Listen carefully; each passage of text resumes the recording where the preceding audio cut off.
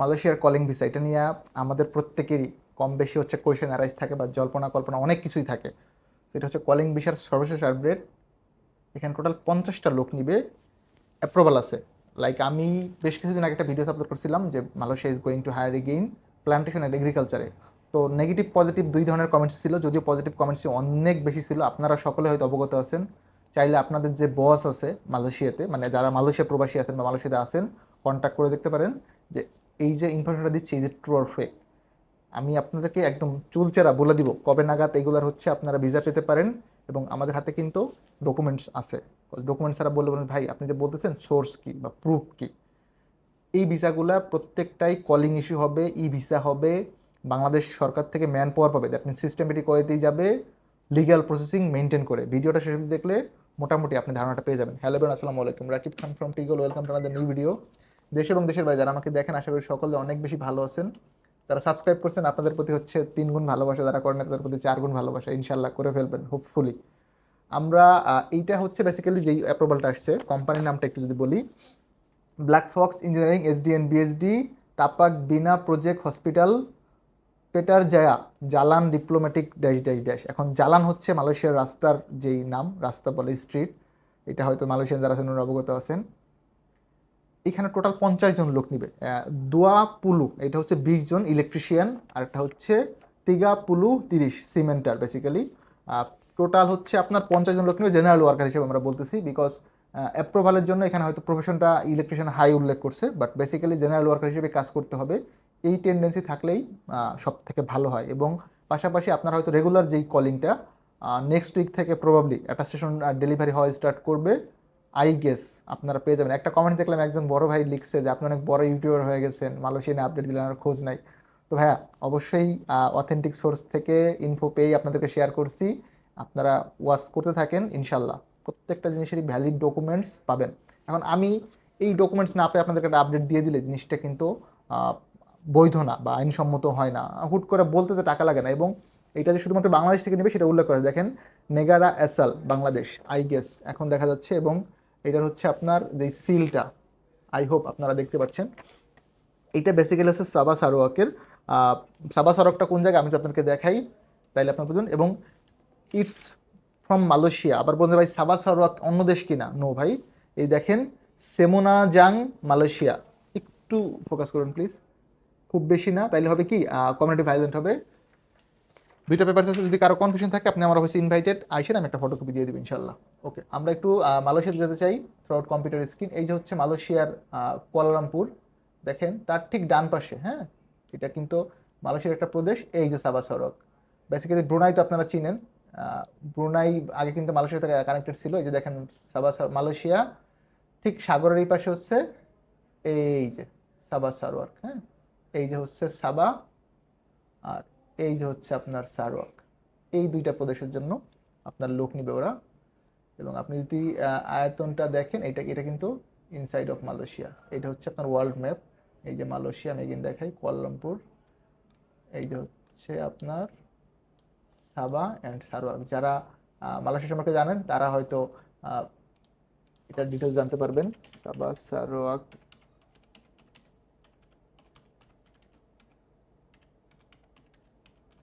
আমি গুগলে একটা জিনিস একটু দেখতেছি। আমি একটা জিনিস লিখে সার্চ দিলাম, Sabah Sarawak belong which country. হ্যাঁ দেখেন রেজাল্টটা এরকম, East Malaysia consisting of the Malaysian states of Sabah Sarawak and the federal territory of Labuan is part of Malaysia located on the island of Borneo, মানে ব্রুনাইয়ের পাশে। Borneo is the third largest island in the world and is separated from West Malaysia by the South China Sea. So আপনাদের যদি কারো কোনো confusion থাকে ভাই সাবা সারোয়াক কি অ্যাকচুয়ালি মালয়েশিয়া নাকি অন্য কোনো country, I can say you with reference from Google that it's belong to Malaysia. ভাই আপনি নিজে যত ধরনের সার্চিং লাগে ইউ ক্যান করতে পারেন। বিকজ আমি অ্যাজ এ মানে ইউটিউবার দেখে বলে দিবার আপনি এটা অন্ধবিশ্বাস করবেন, নো, আমারও ভুল হইতে পারে, আমিও মানুষ ভাই, আমার যেগুলো ভুল হয় প্লিজ একটু কমেন্টস করেন, তবে বকা দিয়ে না, এটা আমার রিকোয়েস্ট থাকবে। নেগেটিভ কমেন্টস ওইভাবে আমি দেখি নাই, তারপর যদি কারো আমাকে পজিটিভ ক্রিটিসিজম করতে পারেন, আমি এটাকে ওয়েলকাম করি। আমার যদি কোনো ভুল থাকে সেটা আমি অবশ্যই শুধরে নিব। তো আমরা ব্যাক টু প্যাভিলিয়নে আসি। এইটা হচ্ছে আপনার বেসিক্যালি, আমি কোম্পানির নামটা বললাম, সাবা সারোয়াকের জন্য আপনাদের যেটা করতে হবে, ইনিশিয়ালি মেডিকেলটা দরকার নেই, একটা টেস্ট মেডিকেল লাগবে, সেটা আপনি আপনার পছন্দ মতো কোনো যে কোনো সেন্টার থেকে করতে পারেন। যেটা হয়তো মালয়েশিয়ার ক্ষেত্রে আপনার সিন্ডিকেট সিস্টেম ছিল আগে, এইবার আশা করি সিন্ডিকেট সিস্টেম থাকবে না হোপফুলি, এবং আমি মনে প্রাণে চাই কস্টটা কমে আসুক, সিন্ডিকেট না থাকুক। এতে হবে কি, আমাদের দেশের রেমিটেন্সের ফ্লোটা বাড়বে। দেখেন গত 26 দিনে যেই পরিমাণ রেমিটেন্স আসছে, এটা অলমোস্ট নাকি রেকর্ড হয়েছে বাংলাদেশের ইতিহাসে।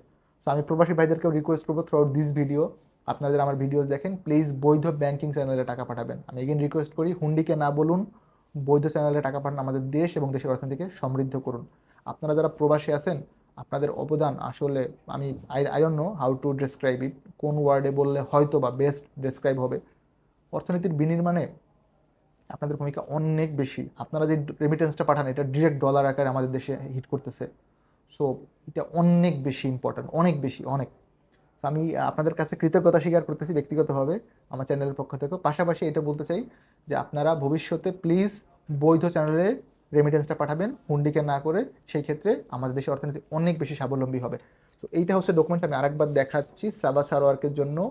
এখানে টোটাল 50টা হচ্ছে আপনার পারমিশন আছে, 50টা। এই ফাইলটা অলরেডি এম্বাসিতে আছে অ্যাটাস্টেশনের জন্য। এম্বাসি বলতে হচ্ছে Bangladesh embassy in Malaysia, high commission basically. এবং আপনারা জানেন যে হাই কমিশনের অ্যাসোসিয়েশন ছাড়া কিন্তু আপনি ভিসা করতে পারবেন না, দ্যাট মিনস ওটা লিগাল হবে না।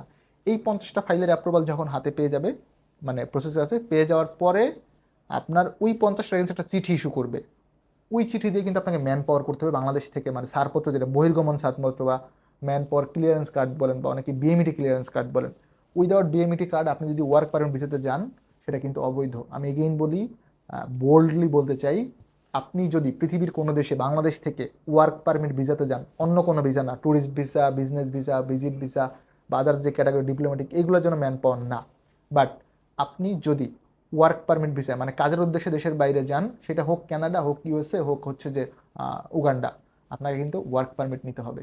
মানে ওয়ার্ক পারমিট ভিসা দিতে হলে ম্যান পাওয়ার ক্লিয়ারেন্স কার্ডটা লাগবে। সেক্ষেত্রে গভর্নমেন্ট আপনার সমস্ত দায়িত্ব বহন করবে, এবং যদি কোনো প্রবলেম হয়, যে এজেন্সির থ্রুতে আপনি যাচ্ছেন, মানে যেই লাইসেন্সের এগেনস্টে আপনাকে ম্যান পাওয়ার কার্ড ইস্যু করা হলো, উনি কিন্তু দায়বদ্ধ থাকবে। এবং প্রত্যেকটা ম্যান পাওয়ার কার্ডের জন্য এজেন্সি দায়বদ্ধ। মানে আপনি ক্লিয়ার যদি আমি একটু বলতে চাই, এটা আপনি কিভাবে বুঝবেন, একদমই সিম্পল একটা ইকুয়েশন আমি একটু দেখাচ্ছি। আমি প্রবাসী অ্যাপসে যাবেন, আপনারা যাদের ম্যান পাওয়ার হয়ে গেছে তারা এটা চেক করতে পারবেন। কোনো এজেন্সি চাইলেও কিন্তু সেই দায়িত্ব এড়াইতে পারবে না। ধরেন সে ফর এক্সাম্পল, এই বইটার আপনি ম্যান পাওয়ার চেক দিবেন যে ম্যান পাওয়ার হয়েছে কিনা। ম্যান পাওয়ার চেক দিলে আপনি এখানে একটা আচ্ছা, ক্যাপচা কোডটা একটু দিতে হবে। আমি আপনাদের একটু দেখাই দিচ্ছি হাতে কলমে, যেন ভবিষ্যতে আপনাদের এটার জন্য সুবিধা হয়।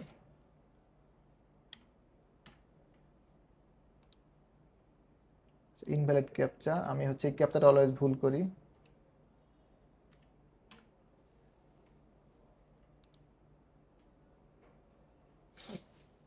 দেখেন এটা বিএমইটি কার্ড হয়েছে। আচ্ছা, বিএমইটি কার্ড হচ্ছে, সরি মাই মিস্টেক, আপনার দেখাতে হবে ক্লিয়ারেন্স কার্ড। আমি একটু ক্লিয়ারেন্স কার্ডটা দেখাচ্ছি, ডাউনলোড ক্লিয়ারেন্স কার্ড। বিএমইটি ওয়েবসাইটে গেলে আপনারা পাবেন এই অপশনটা।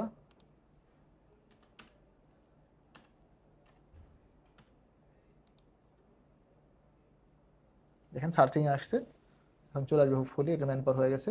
দেখেন এই জন্য যে ম্যান পাওয়ারটা হয়েছে, এটা কিন্তু একটা লাইসেন্সের এগেনস্টে হয়েছে। মানে ম্যান পাওয়ার হইতে হলে আপনার লাইসেন্স লাগে। এই যে দেখেন, এটা হচ্ছে আরএল নাম্বার 1172। এই ওয়ার্কার বিদেশ যাওয়ার পর যদি কোনো প্রবলেম হয়, এজেন্সি চাইলেও এটা টপকাইতে পারবে না। মানে he have to take the liability. That's why legal permission is required. আপনি ওয়ার্ক পারমিট ভিসাতে যাইতে হইলে আপনাকে অবশ্যই বৈধ ভিসা এবং ওয়ার্ক পারমিট নিয়ে যেতে হবে, প্লাস ম্যান পাওয়ার। তো মালয়েশিয়ার এই কন্টেন্টের মধ্যে এটা বললাম বিকজ হচ্ছে প্রয়োজন ছিল। সো মোরাল অফ দিস যদি আমি শর্টে বলি, ইন শর্ট, মালয়েশিয়ার কলিং ভিসা স্টার্ট হচ্ছে সুন। আপনারা হচ্ছে মেডিকেল করতে পারবেন অ্যাটাস্টেশন পাওয়ার পরে। আর সাবা সারাকের জন্য মেডিকেল এই মুহূর্তে রিকোয়ারমেন্ট না। এটার জন্য আমরা অলরেডি আগামীকাল লাস্ট ডেট, আজকে হচ্ছে ভিডিও মেক করতে 3 তারিখ, 4 তারিখ আমাদের এখানে টোটাল 50টা কাজ। এখন আমার একার পক্ষে এতগুলো কাজ করা পসিবল না ভাই, আমি হয়তো 10টা বা 20টা সাবমিট করব। আমার কাছে কিছু পাসপোর্ট অলরেডি আছে, যেগুলো হচ্ছে পূর্বে যারা যেতে পারেন ওনাদের ছিল, আমি সাবমিট করে দিব। আর নিউ কিছু আছে অলরেডি, আজকে আমরা পেয়ে গেছি, এগুলো সাবমিট করে দিব। ওভারঅল যদি বলি, আপনারা যারা মালয়েশিয়াতে আছেন হয়তো আমার সাথে একমত হবেন, এগ্রিকালচার এবং প্লান্টেশনের জন্য আশা করতেছি আমরা 15 তারিখের পর থেকে আপনারা মেডিকেলটা স্টার্ট হয়ে যাবে ইনশাল্লাহ, মেডিকেল করতে পারবেন। আর রাইট নাও ফর সাবা সারোয়ার্ক আমরা এখানে টোটাল 50টা পাসপোর্টের একটা ডিমান্ড পেয়েছি। আপনার সাথে নিউজটা শেয়ার করলাম। যদি ভালো লাগে please like, comments and share করবেন। ভালো থাকবেন, দেখাবেন নতুন একটি ভিডিওতে। সেই অবধি আল্লাহ হাফেজ, সালামু আলাইকুম।